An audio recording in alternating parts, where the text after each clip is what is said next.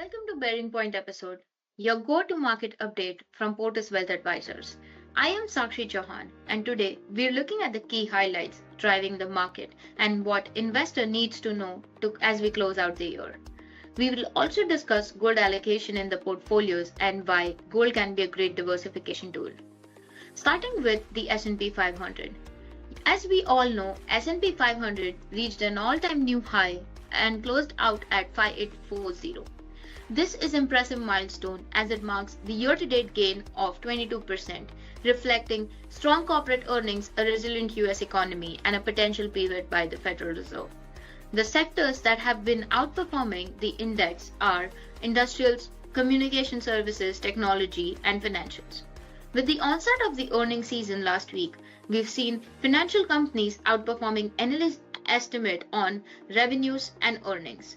This sets a healthy tone for the economy, and the concerns over weakening consumers and increasing delinquencies are slowly fading away. The technology sector is expected to have the highest earnings growth in the index. However, even if the S&P 500 sets record highs, there are potential headwinds on the horizon.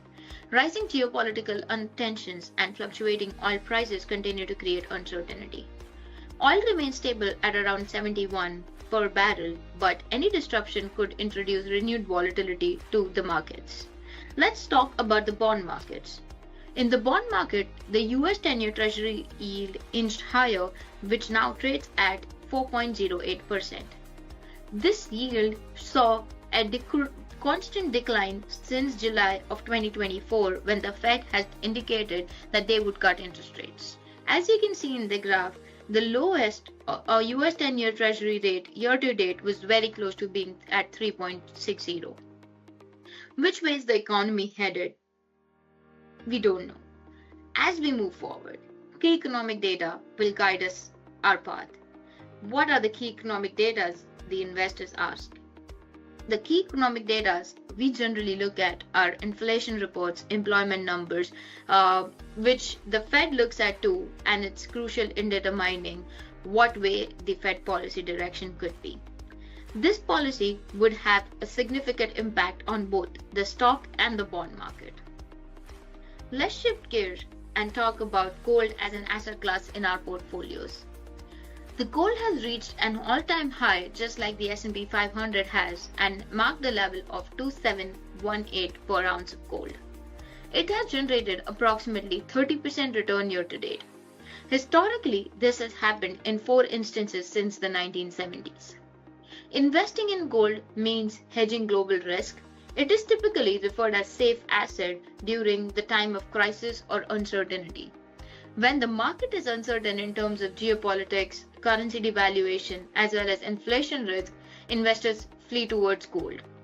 To invest in gold, a client can either buy physical gold or gold ETFs. Gold ETFs are mostly low cost as compared to physical gold. Environment where there is high geopolitical risk, there is a constant fear of recession and the risk of inflation being higher than average due to nearshoring and onshoring, it is a good strategy to hold gold ETFs for risk-averse clients.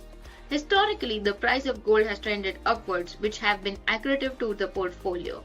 The downside risk is when gold underperforms the capital market during the time of economic expansion. We'd be happy to dive more into gold as an asset class. Please don't hesitate to reach out to us to learn more or if you have any questions. Thank you so much and have a great day.